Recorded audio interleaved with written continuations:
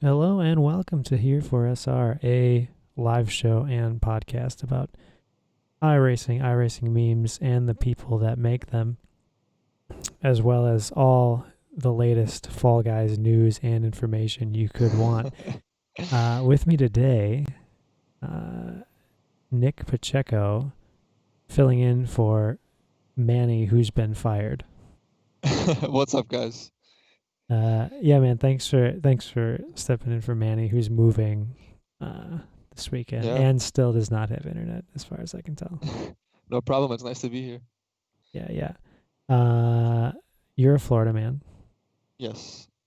as opposed to a Florida boy, perhaps, but a man, known as the Pancake, as Yes. anyone can clearly see on stream. That is a live webcam, Yes, that's what I by the look way. like right Yeah, now. yeah, that's right. I was surprised too. I said, "Hey, man, you got to change the background of your webcam." He said, that's what it Yeah. looks like." So, that's cool. No problem there. Uh, let's get right into it. We had a bunch of WC stuff Yep. over last week. Uh, there was the final round of the World of Outlaws Late Model World Championship. Yep. Did you watch this? I didn't watch the race live, but I went on the YouTube stream and I looked through it for a little bit, saw what was going on. Uh, it was wild. You know, Yeah, at the end I saw like they were four wide at the end, right? yeah, Last few yeah. laps. There. Well, so you had Hayden Cardwell and Dylan Wilson, who going into the feature were a point apart for 10 grand. Winner gets 10. Wow, yeah. And so at that point, you're a point apart. It's basically a winner take all. Hmm. And I think that Hayden Cardwell had a mediocre qualifying result, and then he gained a couple spots in the heat. But with four heats, well, there's three heats in this event, but with that many heats, when you lose a couple spots in your heat, you're a lot farther back in the feature. So he actually had to fight through and eventually passed Dylan Wilson and made contact, which was, I thought it was interesting that the commentators, they apparently have the voice chat in their ear, and Right. they were like, "Oh, Hayden just apologized to Dylan in on the end game after they hit each other. They're going for 10 grand, and Yeah, he's no, like, that's sorry." insane. I can't imagine the tension in that. Yeah. But it was one of the most entertaining World Championship races of any discipline I think I've seen, and not just because it was for 10 grand, although that didn't hurt. It was wild. Yeah, I mean, I'm not too experienced with like the their oval stuff, but it looks pretty crazy. Those guys are always like four wide, three wide going into the last two laps. So I think too that it's hard to um, emphasize enough how hard that is yeah, to it's not to easy. just even go straight in those things. You know what I mean? Yeah, I mean, the only time I've tried dirt oval is in the street stock rookie, and it's not easy to keep those things straight. So No, no. And these guys are like, 3 and 4 wide right next to each other. yeah, Wild, I couldn't do that. wild, No wild. way. I've actually been running the 410 sprint again a little bit this week, and actually had some decent results. I don't want to, it's far from big pace, or anything, Right. but No, it's not been easy. good, been good. Um, so we had that. We Yep. also had a Coke race, which Yes. is maybe, I don't want to call it less interesting. I know I'm not super into Daytona, um, just play tracks in general, but uh, I think after it's fair the, to say that it wasn't it, that interesting. it was fine. It was less clean than the first race, which went all green round one. We had some big wrecks in this one, but Bobby Zelensky won, Hmm. so he won twice now at Daytona. Yeah, Two he in a won the row, road one too. more road, yeah, and then one on the oval. Um, he and Keegan look really strong going into Yeah. going into playoffs. Really good, Yeah. really good. But yeah, not much went on in that race too. Like just a few wrecks and then. the end. Really. Um, yeah, good. Not as good as the late models. The Yeah. last WC race we had was Porsche Super Cup. Yes. And I actually made the Sprint Challenge broadcast this week, which was nice Hey. because it's felt like it's been a while. Even though actually 2 rounds ago I made it in, but I had um, I don't know if it was internet dropout or whatever, but I got kicked from the server for a throughput error. Damn.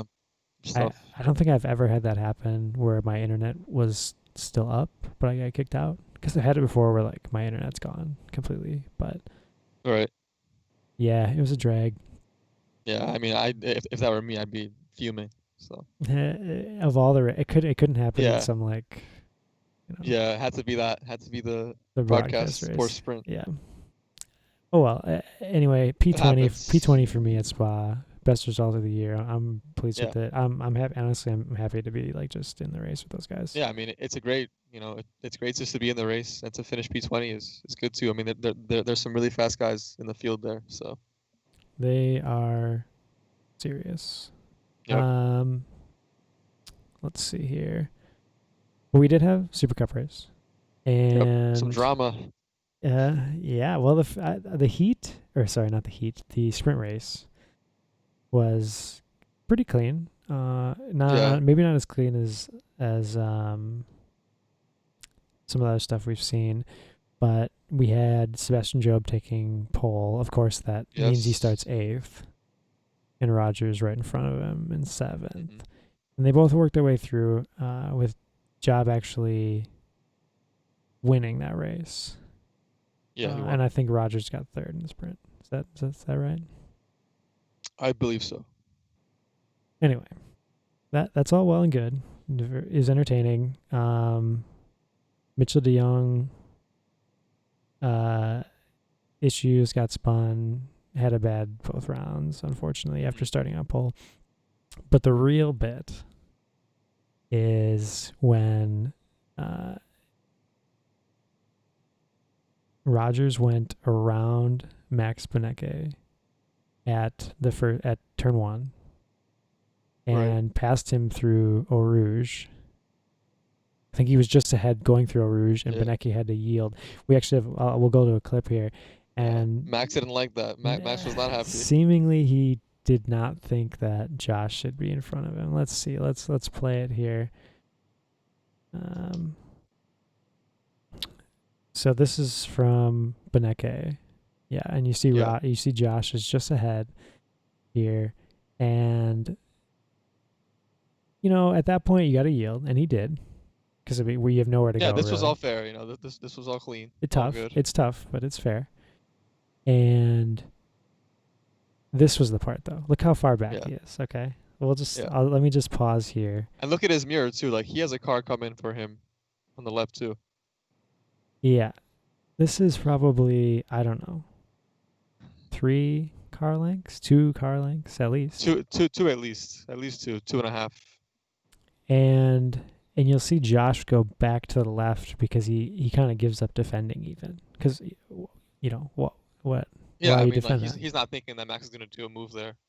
and That's but he does. yeah. And even so it's pretty well like Josh gives room like he sees him coming didn't he doesn't turn it on apex Yeah. makes that Josh was corner respectful. and Did everything right. that is That's just awful from Max. it Like, it was ugly man it if that was were really me ugly. in a Porsche Cup race, I'd get protested and banned for a week. I think so. I think so too. Yeah, That's just it's too bad, honestly. And I it sucks because Max isn't, I don't want to say he's not in the championship, because he is. yeah.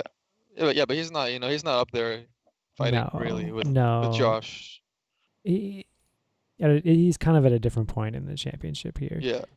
because he, yeah, I think he's in like sixth, which sounds like he could still be up there, but the Yeah. top No, but three he's are far so off. yeah, the top three are so gone that And it's now he might have cost Josh a chance at the championship with that move. So Yeah. Josh now is in second, loses the points lead to Seb. So we'll see. We got 3 rounds left. I yeah, hope it doesn't. That this wasn't like the deciding factor when Josh had a bad feature and Seb won. He right. took maximum points. He took as many points as he could. Yeah, pole, and then 2 wins. So Yeah, perfect round for him, it's just and good on him. But yeah. It's a shame though to see someone, he's a driver with 11K I rating, making a move like that. yeah, I just think yeah. his ego was a little bit hurt from that move before, and then he didn't really know what to do. Um, I think at this point we're gonna get on our guest for the week, John Salmon, and he is uh, starting up a program that uses iRacing as the big part of the curriculum for a STEM program.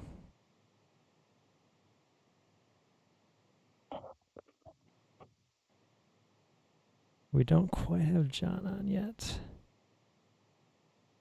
Oh. Have you met John? No, I have not spoken to John No. yet. Good fella. Good fella. Hopefully he hops on here shortly. Uh, but yeah, very cool program. I wish that there would have been something like it when I was in high school. Hey, John, do we got you? hey there. Oh, Hey, excellent. I'm gonna you want me to shut this camera off and just go audio? Whatever you want, buddy.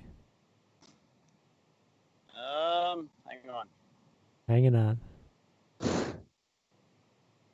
Sorry, trying to go speaker here. You sound pretty Speaker, good. here I am. Can you hear me okay? Sure. yep. Oh, that's better. That's better. Okay. How are you? Oh, excellent. Yeah, thanks for coming on, John. Yep. Oh no, my pleasure.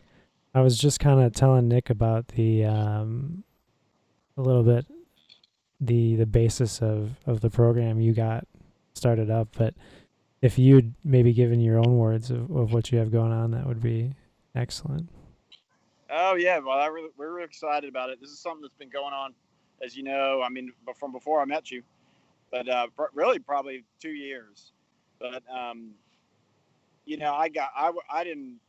I'm late to the whole racing thing. I didn't grow up following racing. I'm not a real competitive person.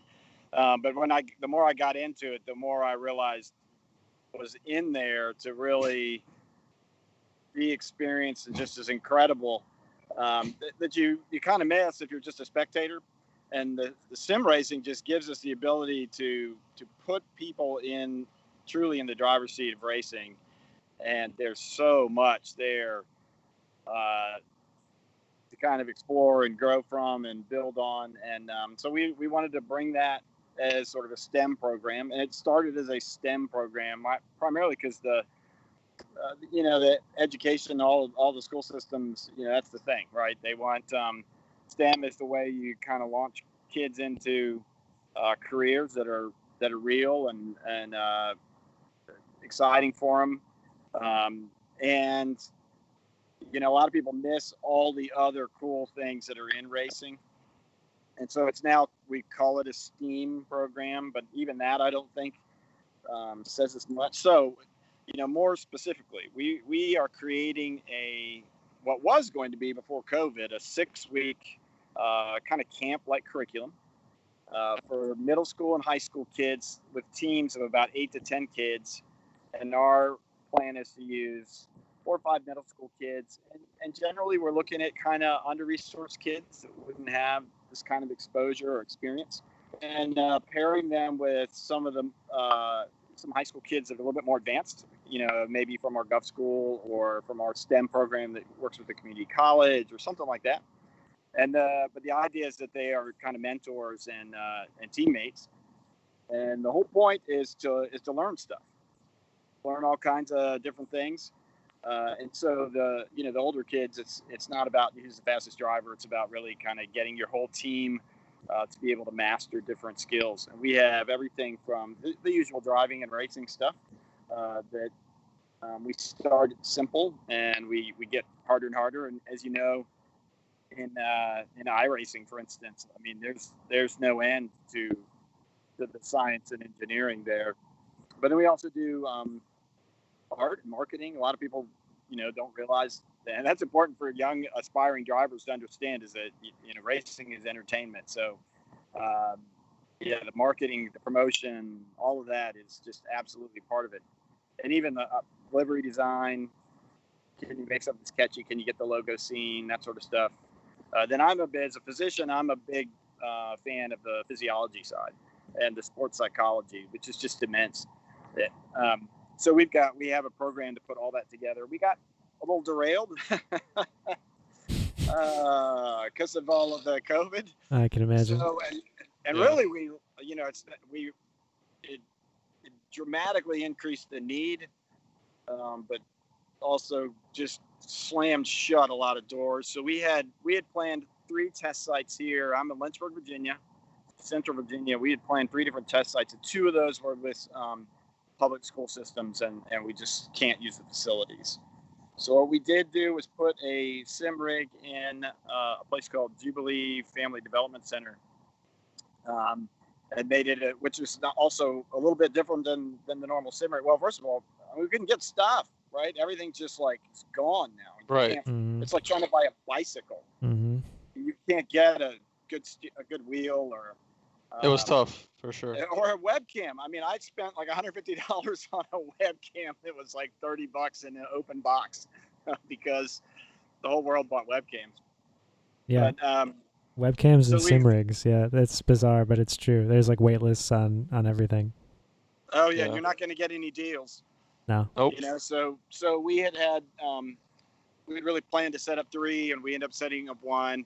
But we made it adjustable so we can, have kids of every size from like 4'10" to 6'10", and now what we're doing is we're kind of taking the same curriculum, but we're just going slowly, and it's probably going to be 4 or 5 kids, and it's probably going to be yours truly doing a lot of the teaching because we can't get, it's not the summer anymore. I can't get college students to assist, and I don't have the teacher assistants that I would have had. But the goal now is to kind of walk through and see sort of what we can teach kids. We're starting the very basics. How do you drive? And then we have all kinds of really cool things planned. But I got to sit down with one of the guys we did the 12 Hours of Barcelona with, this young kid. I mean, it's what a cool experience. This young kid named Enzo Delaney, and he's 12, and he's now in Italy. And we got to him from the National Karting Association. He's been a karter since he was 6. He's one of the top U.S. karters, and he got a spot on Charles Leclerc's development karting team. Wow. His family are in Italy for 6 months to see how that goes. So how cool is that? And That's awesome. What a cool kid, right? You talk to this kid, and he's just like, you can tell as soon as he opens his mouth that he's young. But he's very fast, very mature. And one of the things that I want to show is that, we did some fuel saving. Tom, the fuel saving thing. Right? I'm familiar. You and I had some experience with that. And, what people don't realize is it's not intuitive, and it's calculus, right? It's area under the velocity curve and all of that. Well, I don't know if this kid knows that he knows calculus, and I don't know that too many parents would make the connection, but we can actually show that. And so I want to kind of put that together. But that's sort of one of the lessons, is you can show kids the difference between letting off early in the straight, letting off at the end of the straight, and what happens. And, it's a lot of fun. It was fun to race with him, too, because he is, like, where I'm so not competitive, he is the diehard racer. Like, he was just constantly like, how far ahead is the next guy? How far ahead is the next guy? Am I gaining? What place are we in now? Well, that's kind of funny, John, that you say you're not competitive, because I've shared a car with you before, and I'm not so certain that's always true, but that's fine. Well, but that's the thing about racing, and so I would say when I got into driving, I never intended to go racing, and I actually took a race school to learn to drive I bought a Formula car, and an old Formula Ford. And I bought it because I thought it looked cool. And I loved the design and all that. And but I didn't know how to drive it. I didn't know how to drive a straight kick gearbox. And so I took a race program. I took Bertle Roos race school, which was like 5 days at VIR. And I remember, they taught us how to drive. And so I got to learn and butcher their car.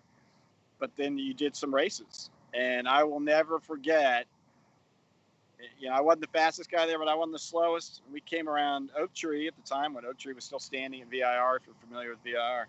And they throw the green flag, right? And it's just like nothing else, right? So after that, you're kind of like, oh, I get it. It's on now. But it's still like, I like that. I think that competition brings out kind of the, it takes you to places you didn't know that you would go. And it does it makes things real, and it's sort of in a different way.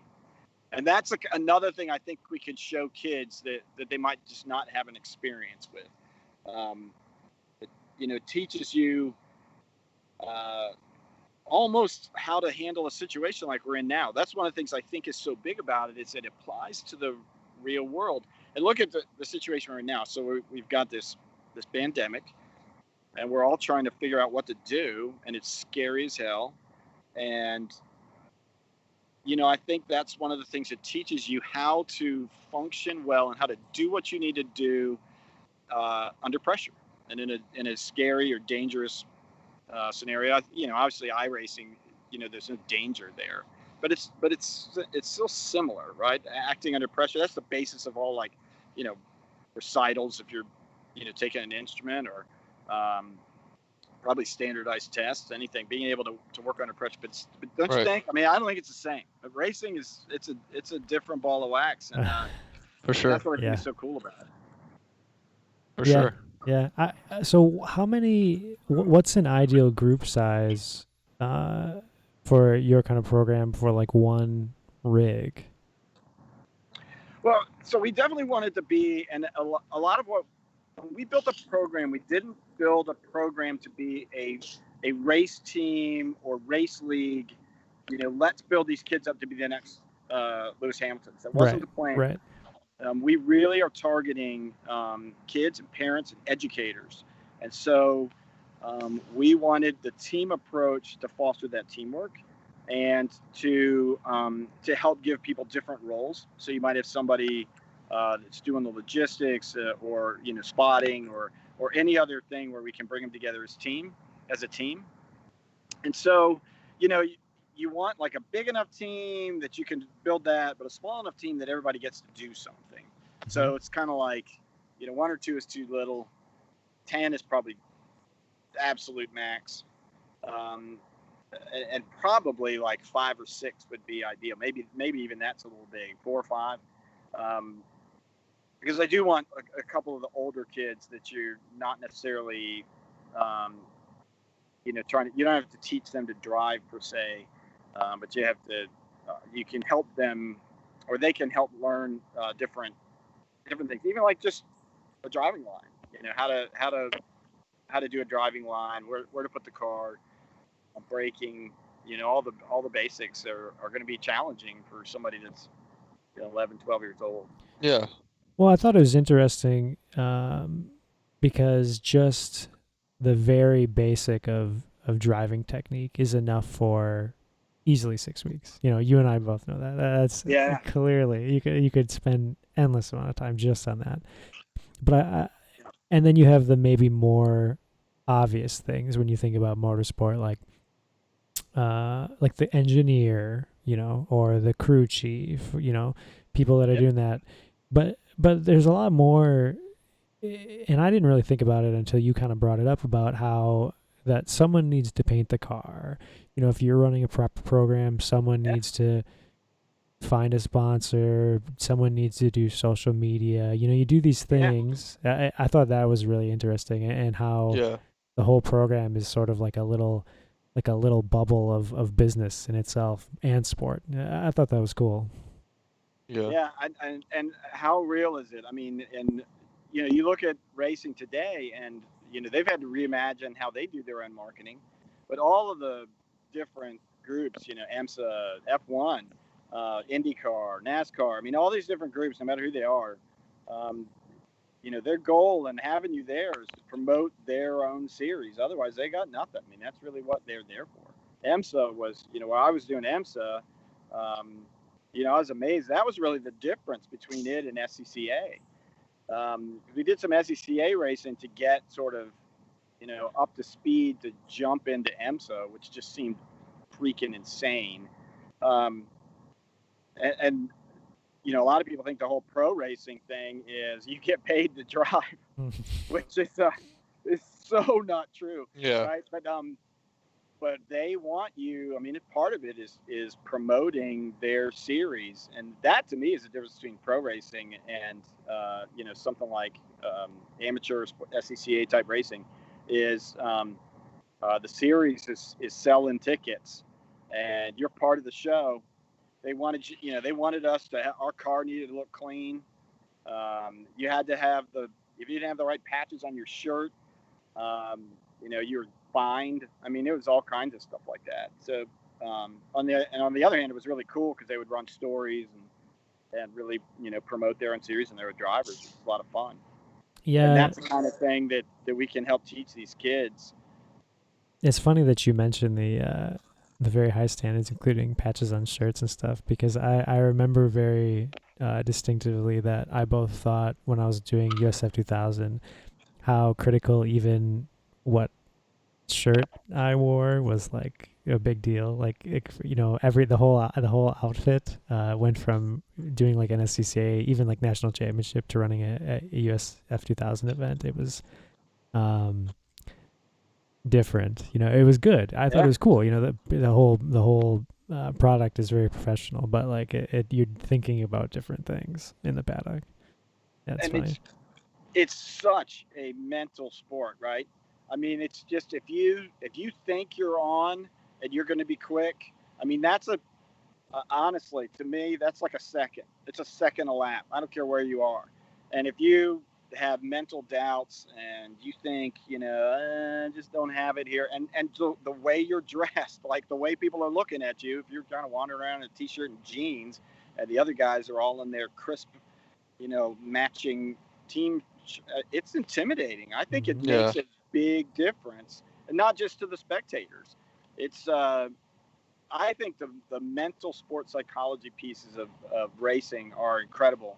And actually, I think that may be one of I don't know how else you can help teach that kind of thing in that setting, where in iRacing, particularly sim racing, where you can literally be on a headset with them right there, sitting by their side.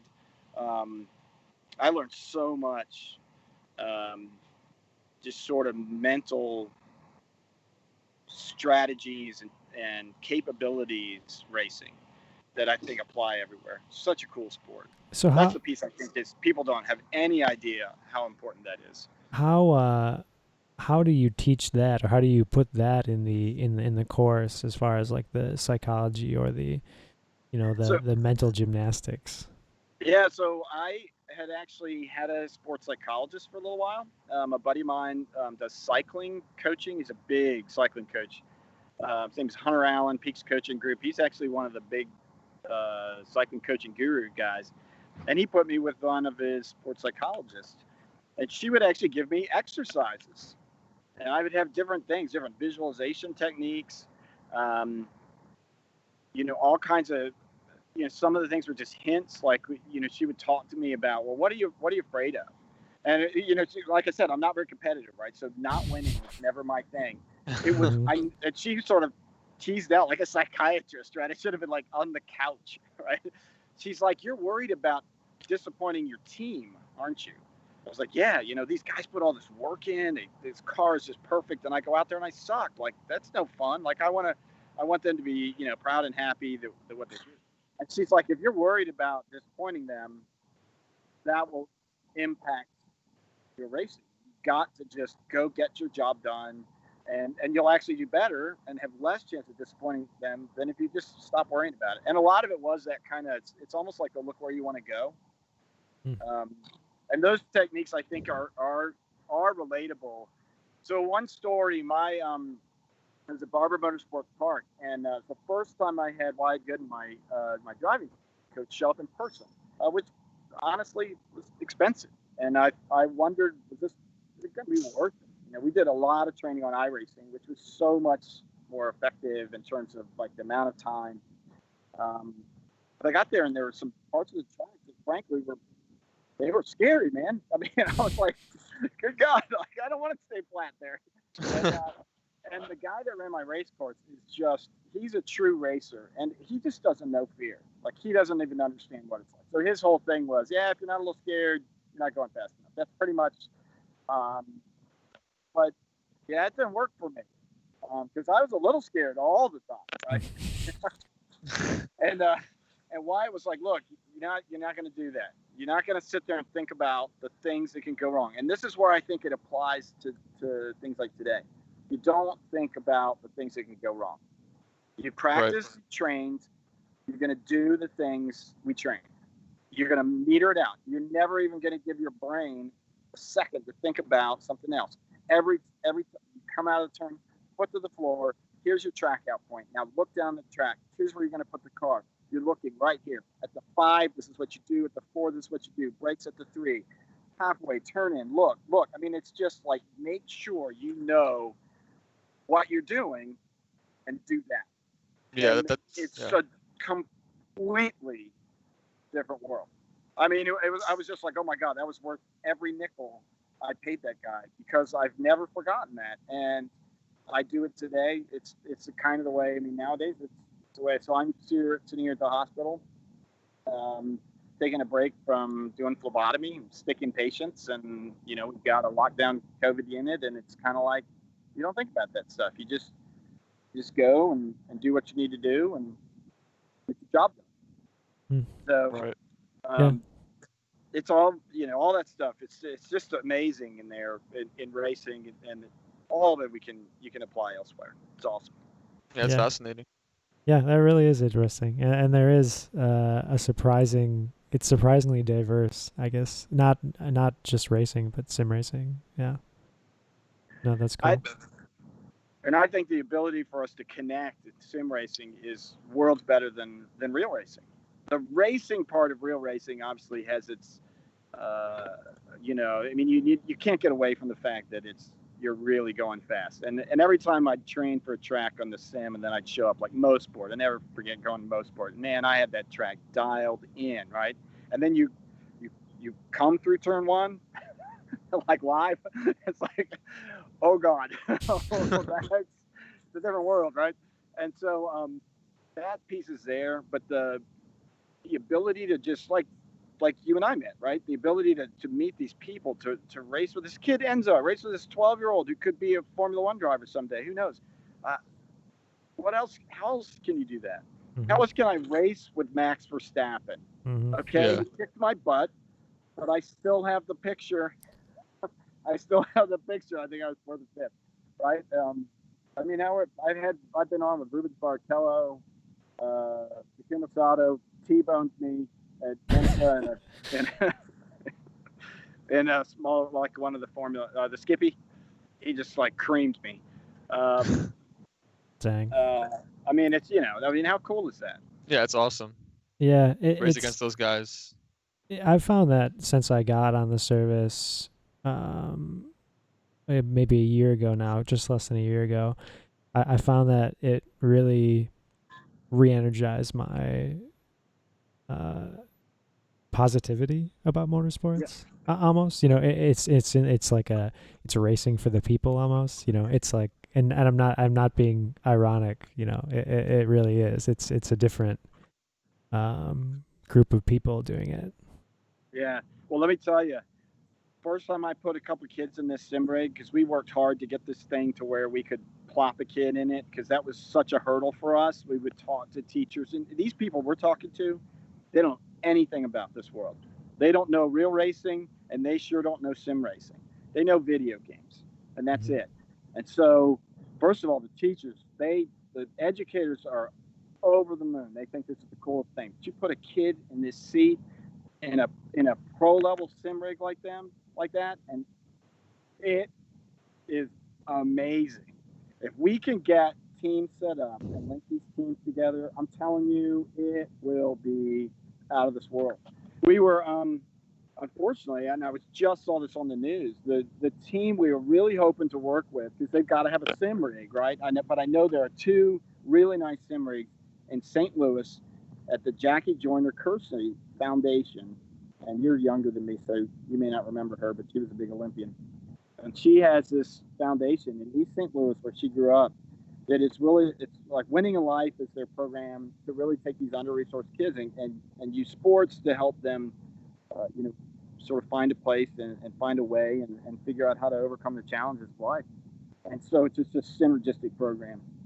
NASCAR donated to them 2 sim rigs, but they didn't have any curriculum. They had nothing to do with it. So they had a college kid that helped them for a while, but then he went off to college and I think they were just kind of plopping kids in it. Well, I hooked up with them, and we're like, we're getting our thing set up. We're going to come back to you. We got this curriculum. Let's pull all the stuff that you've already got with your curriculum. We can pull all the stuff together. And then after COVID hit, I just kind of lost contact with them. And recently, I've tried to call and email and get back. I remember this is East St. Louis, and I was just sitting there watching the news.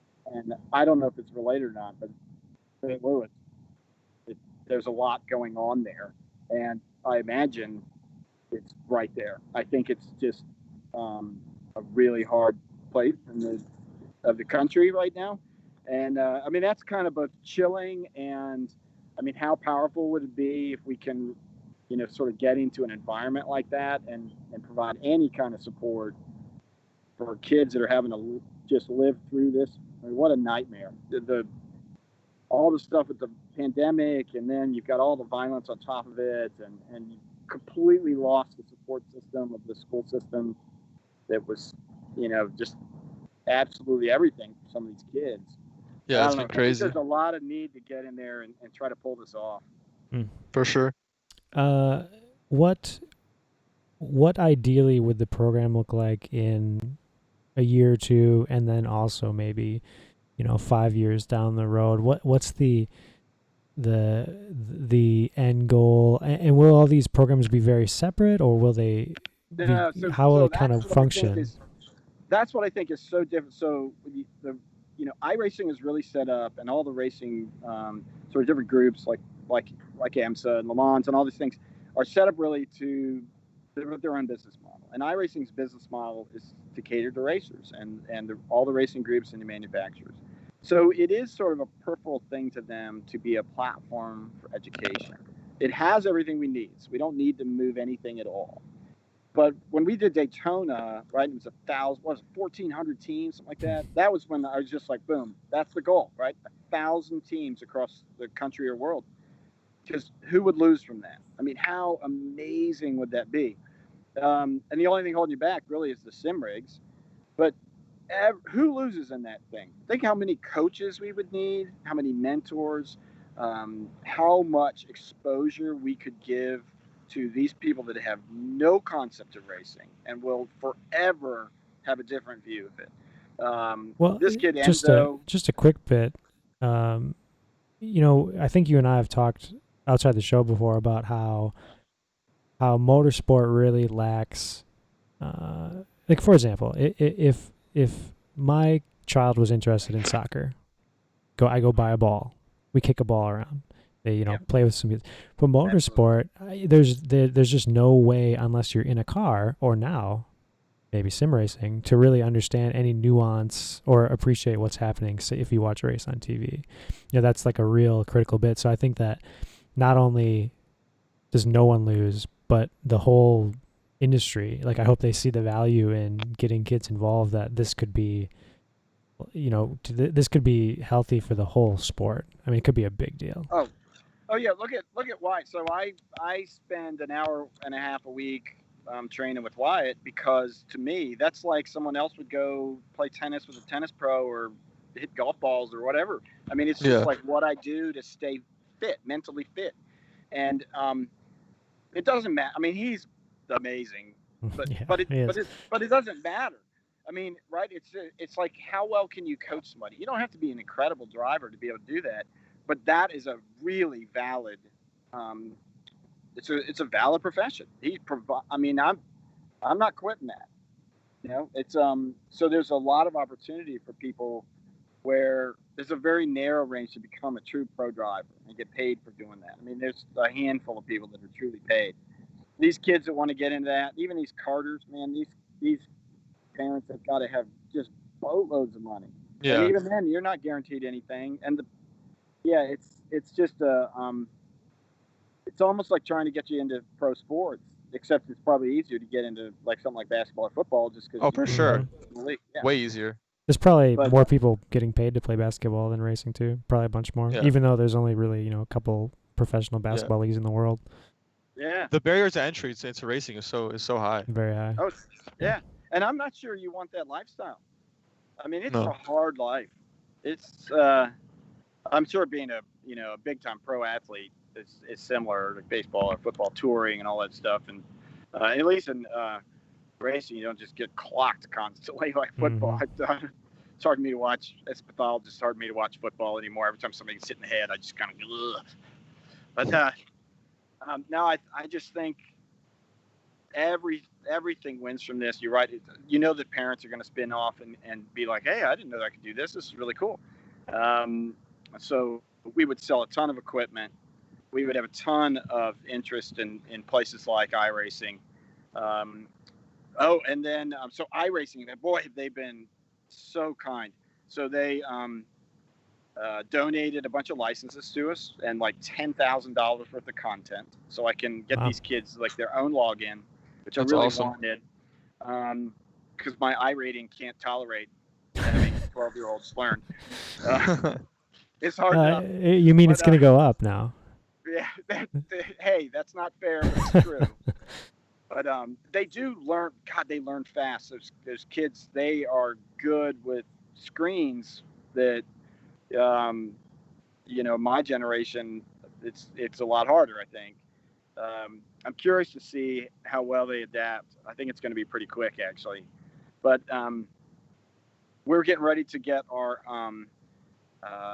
local community college to kind of help. I built up a sim rig in wood because I couldn't get anything else, and I needed something that was adjustable in ways that the typical sim rig is not. But I think there's a market for that, because I think esports gyms and stuff, you need a sim rig that anybody can plop in, and you're not going to be able to do VR because it makes a lot of people sick, right? And especially first timers. So we're going to try to design and build one.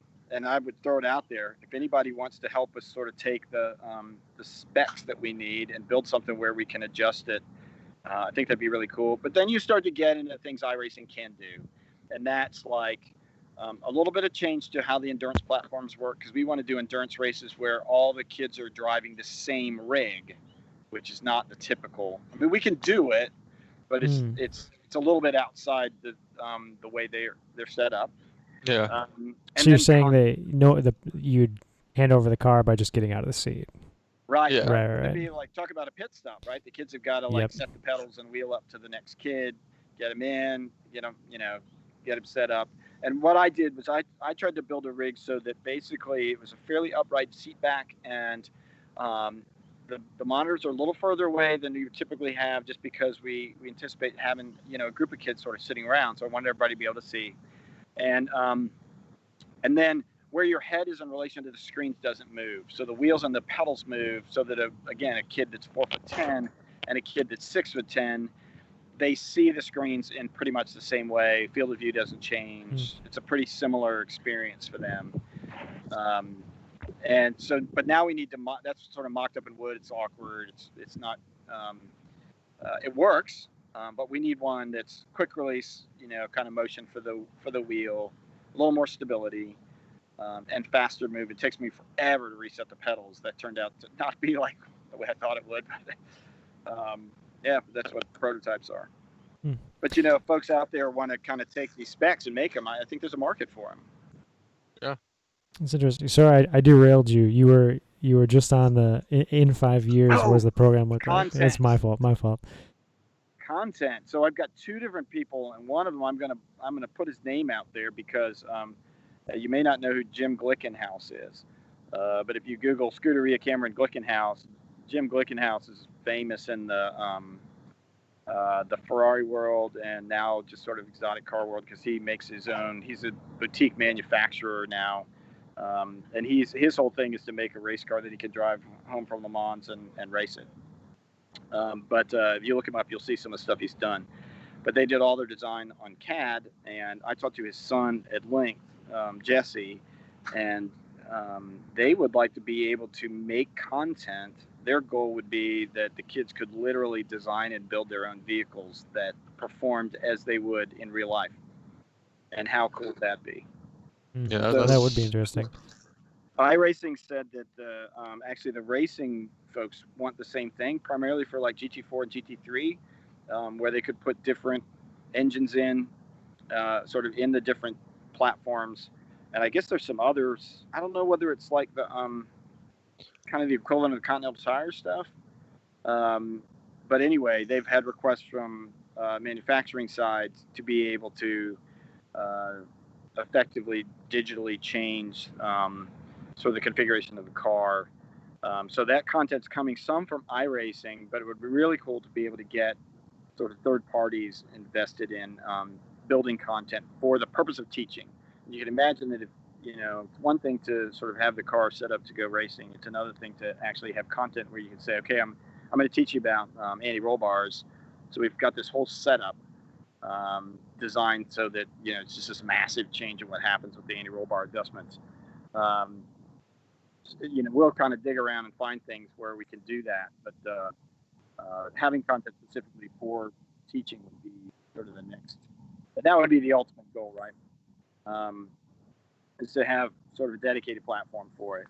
But our signature event that we want to do is a 24-hour endurance race because all the kids, every kid you talk to, you're just like, hey, you want to do a thing that goes where you stay up all night? And they all go crazy. Right? Yeah. Your hands are up, yeah. So, I think we're going to try to do it, but it may be a couple months before we can sort of get enough kids together where we can get them to that point. Yeah. Yeah. That's awesome. Yeah, that really is rad. It's really rad. Nick, do you have any questions for John? No, I mean, I have no questions, but I think it's really cool what he's doing. Like I wish when I was younger I had something like that going on. Yes, around me. Me too. Yep.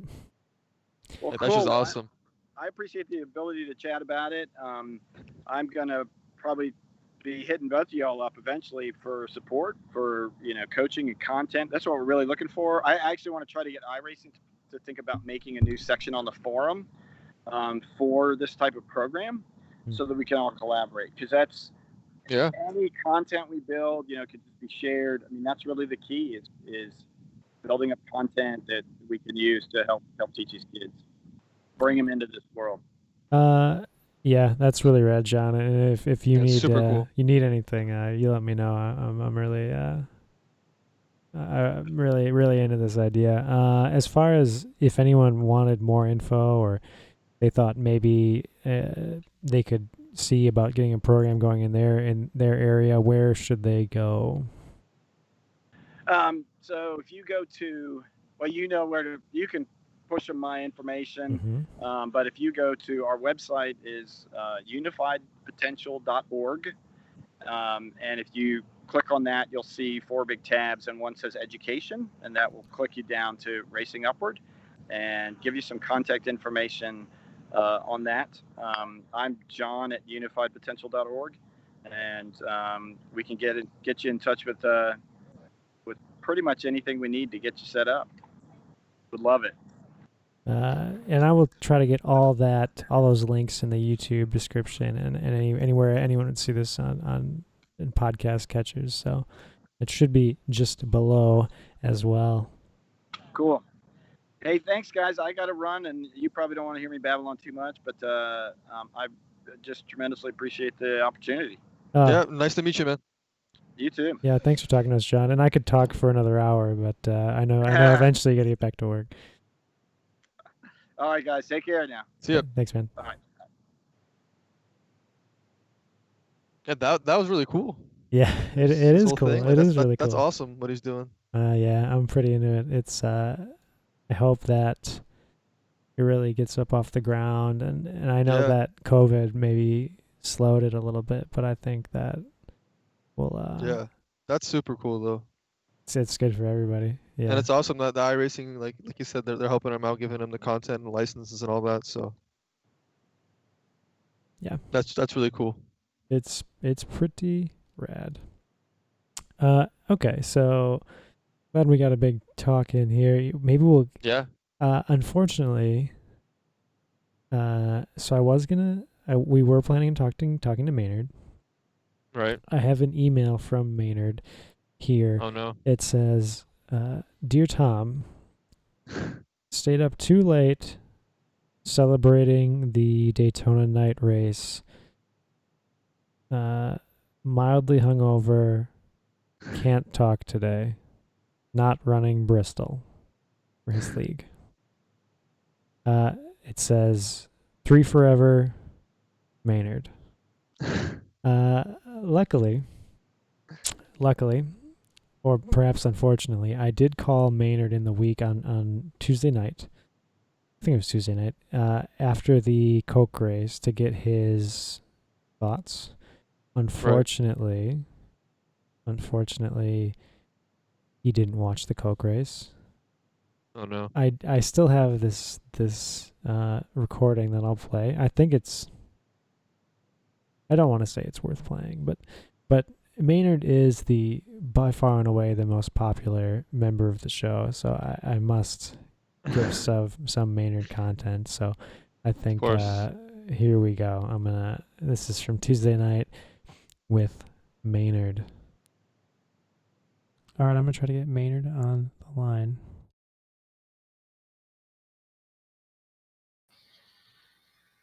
Hello? Maynard?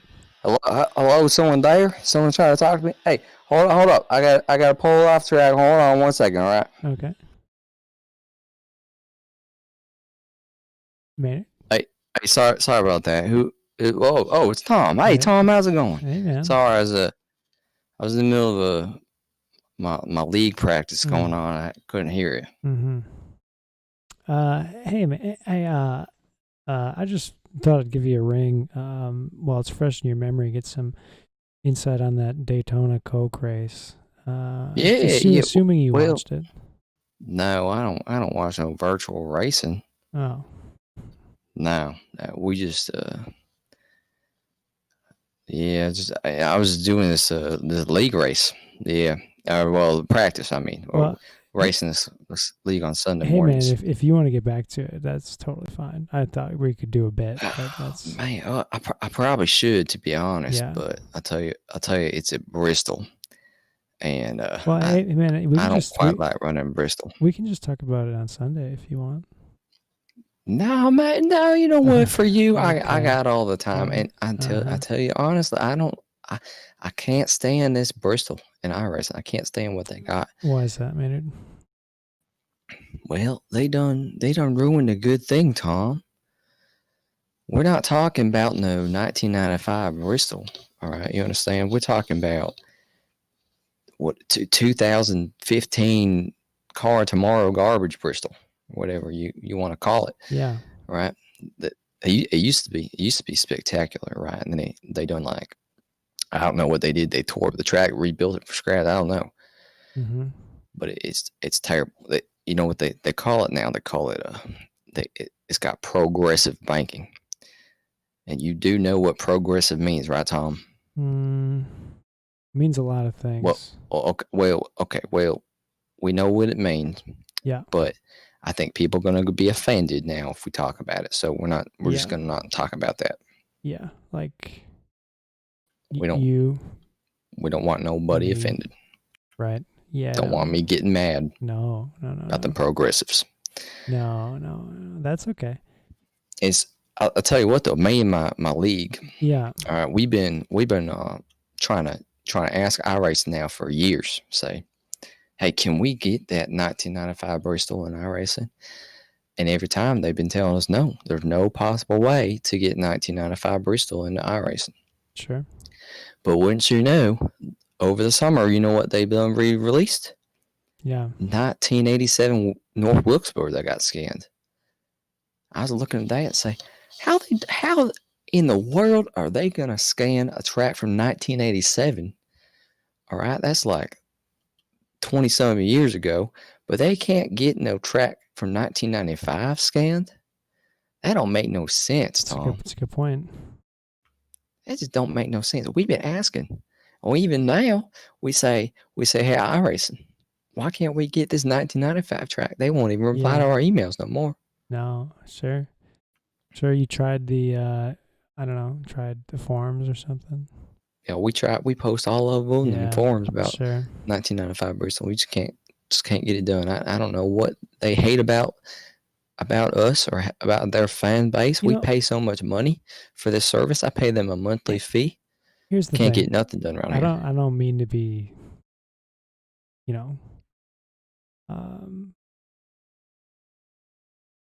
don't mean to, tell you how to run your league, but yeah, your league's 2002, right? Yes, sir. 200% league. That's correct. 2002, 100%. Yeah, it wasn't the best year, because that's the first year without Dale.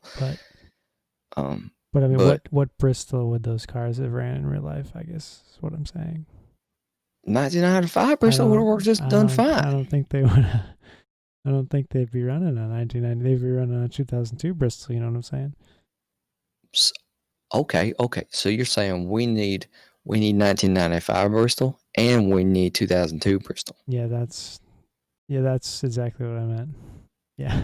Yeah. Okay. Now I see why we getting ignored. We're gonna fix our forum post now. Thank you. Sure. Yeah, no problem. Ask for them both, maybe.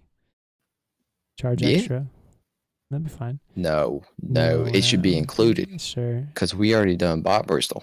Yeah. I ain't buying 2 more Bristols. 2 more Bristols. Hey man, if you got to get back to practice, I understand.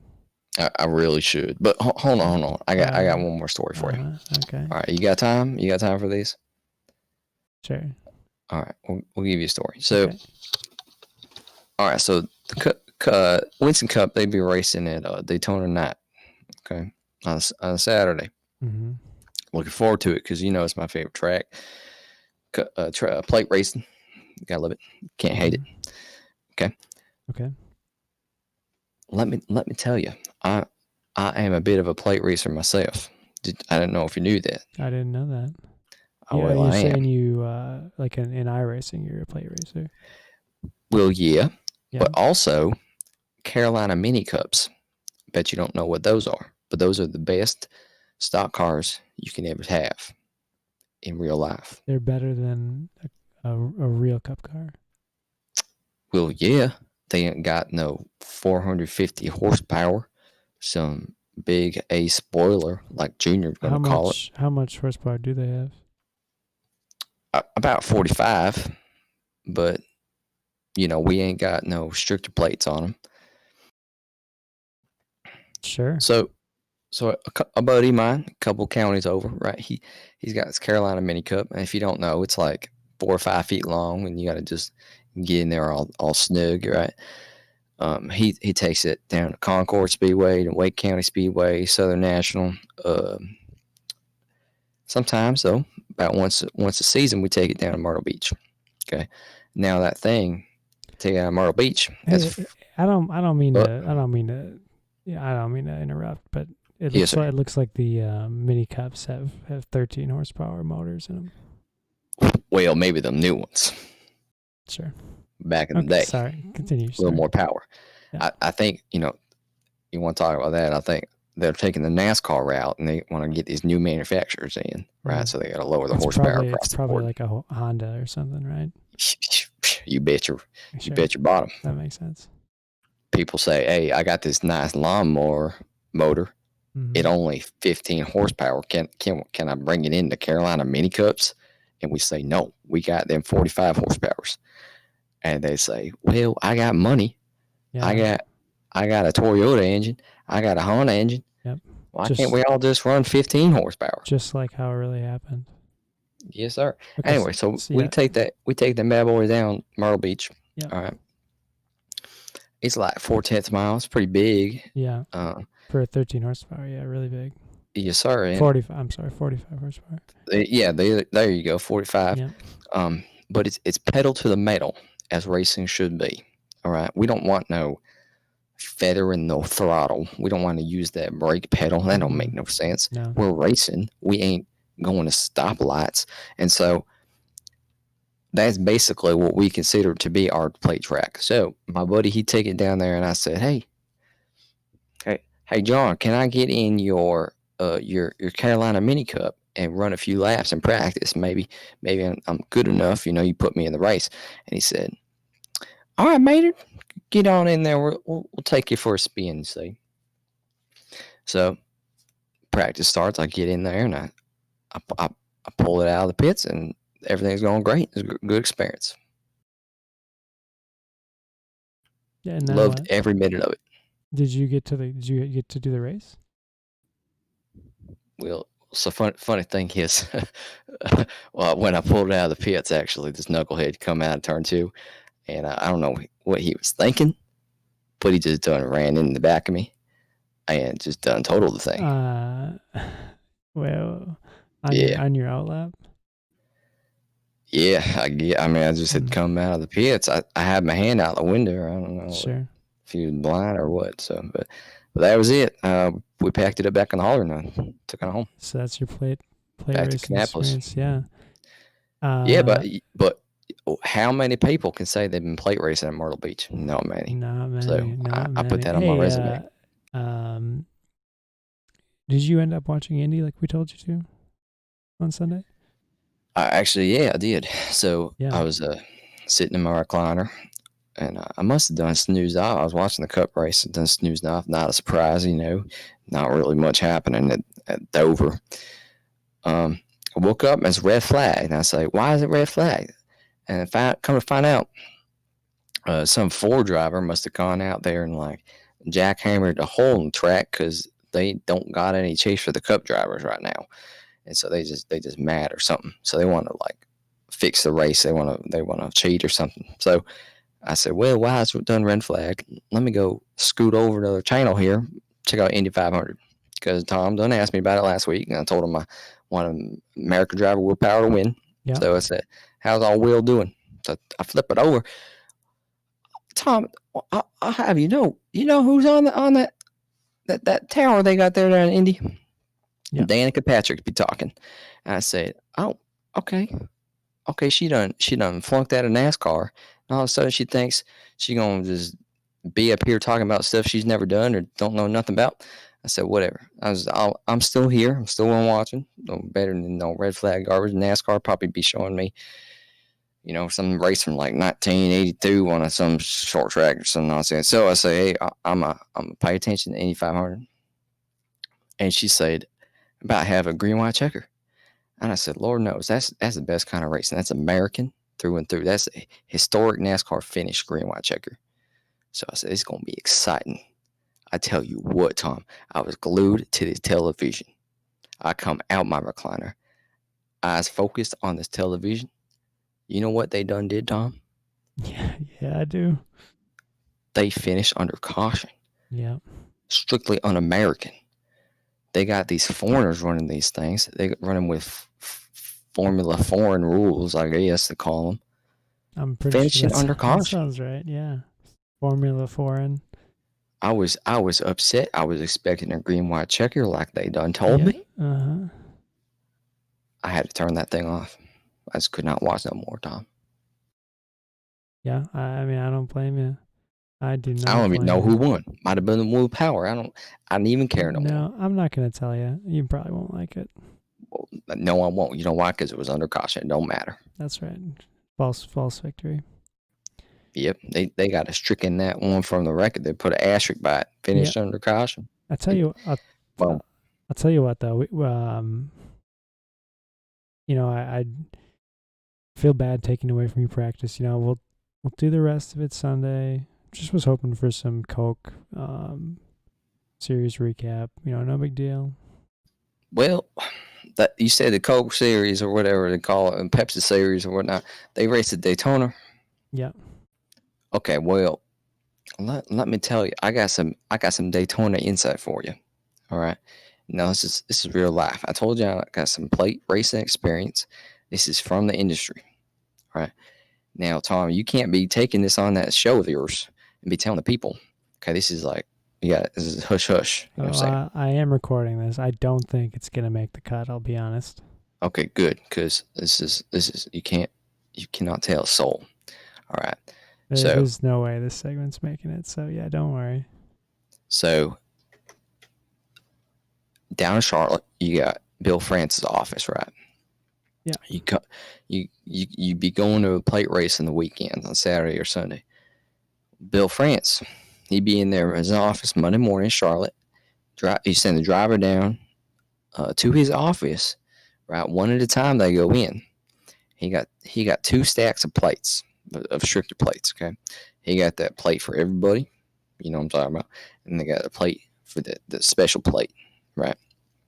And so you go in there and maybe you're a Dale Earnhardt or you're a Mark Martin or something like that. You're gonna get your regular plate. Now, if you're a Danica Patrick or you're Jimmy Johnson, you're gonna get your special plate. He's gonna point to the one you pick up off the table. You take it back to your shop. You understand? Yeah, that's so wild. What? How do you? No, sorry. No, sorry. Keep I don't know about this. Yeah, I'll tell you how I know about this. Okay. So you just look at the stats. The stats don't lie, Tom. And I've been talking to people down the garage down there. All right. So you go Dale. Dale done won Daytona 500. All right, but he done finished top 10 20 some times. Or top 5 even. Top 5, 20, 25 top 5s. 20 top 5s. How are you going to finish 20 times in top 5 and not win only one time? You know how? Because they done given that special stricter plate off somebody else. And they say, Dale, you got to slow it down. You ain't going to win but one Daytona 500 in your career. And that was his last Daytona 500 till they got murdered by Sterling Marlin. Probably would have won that one too. Yeah, probably would have. But that's how it is. That's how it works down there at Charlotte.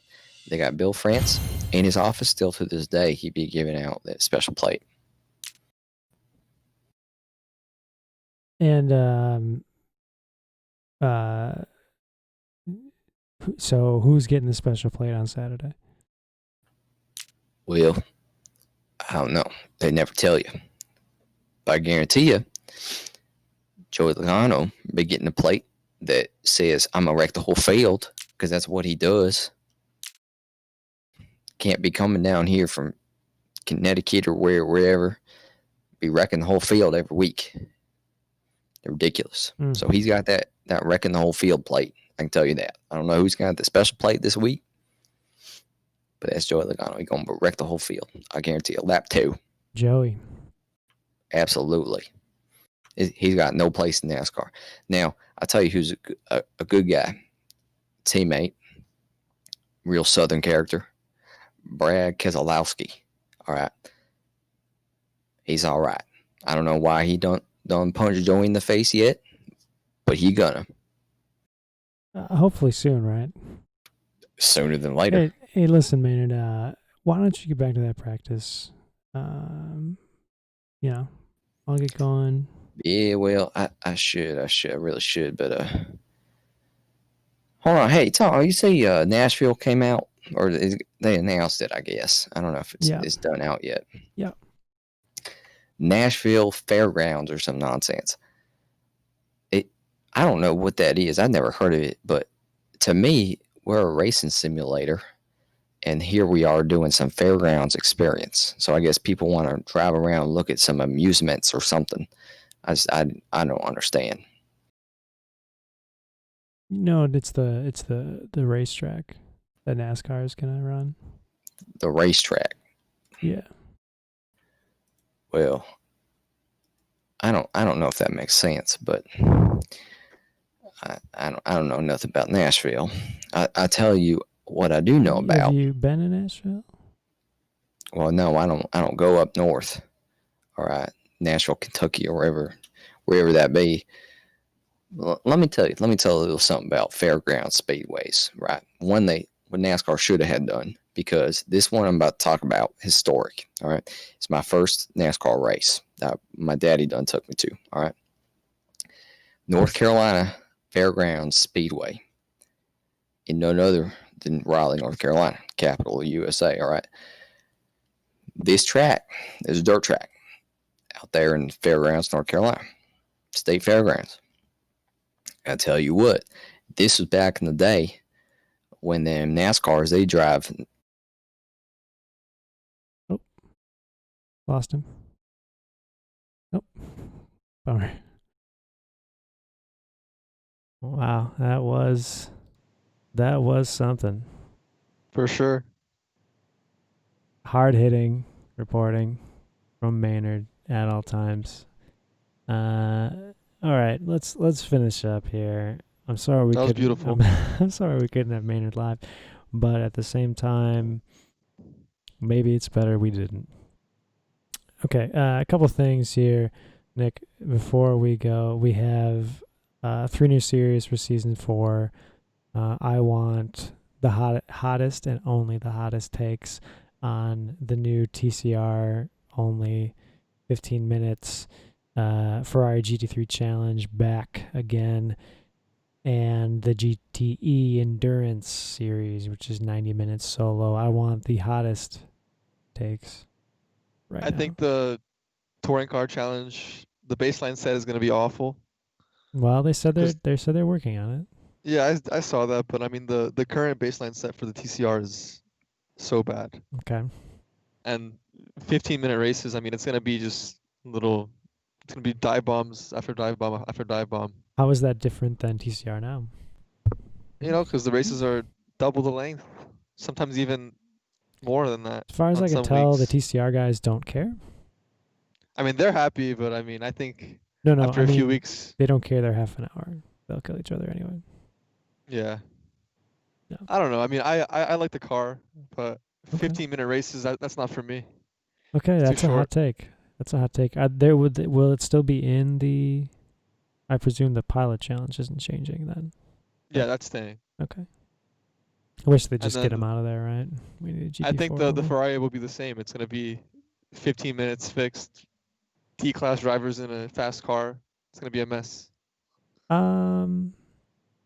I remember when I was starting, I raced some GT3 Ferrari challenge, and it wasn't always that bad, but we'll see. I mean, the only time I've done like a sprint type race like that is the BMW 12 this season in the M4, and like, I mean, I hate that car, but just the racing is because there's only 12 minutes of racing, so people get anxious and they just go for moves that they shouldn't go for. Did you run it when it was the GTE BMW? No, No, I avoided that that was worse, I think. because yeah, No. I heard so many horror stories from that series, so I just stayed clear. Well, can we at least agree that the GTE series is a good idea? Yeah, that's cool. Nice. I mean, I think they're all a good idea. I mean, I think that the more series, because I think that the It TCR doesn't sound like you needed. thought it was a good idea. No, I think the TCR needed a series by itself. Okay. Because a lot of times when you race a TCR in the pilot challenge, it's just trying to avoid as many low I rating GT4s as you can. Yeah, kind of misery. So I wouldn't know about that. I try not to run front-wheel drive cars. Very hot takes. Maybe not boiling hot, but not bad. Not too hot. I don't think too hot. Yeah, you can work on it. You'll get there next time. The only thing we have left is the World of Outlaws Sprint Car Qualifier was announced. And, normally you just touch on it, I guess. But I do think it's interesting that they've gone to what is basically a Road to Pro format, which is one time slot a week. And it's going to be when the actual races would be, just like Road to Pro, Right. As opposed to how it used to be, which would just be running the official series. And I think I haven't seen anyone say they didn't like this change. I'm sure there are some. But I guess the benefit, I think, is you have to be, it takes a more consistent driver. Whereas I think you'd see it in both Porsche and dirt, probably rallycross too. When you have 4 races to get a good result, sometimes it doesn't matter. I remember in the Porsche qualifiers that there was a race at Nürburgring, and the big SOF race was the biggest race of the week, but the one before it, or maybe the day before, had been big, and it was won. I don't remember who won but he won, and it paid well in points. But for the strength of field race, the only way he'd increase his tally if he won. Okay. Right. So second would have been not as good.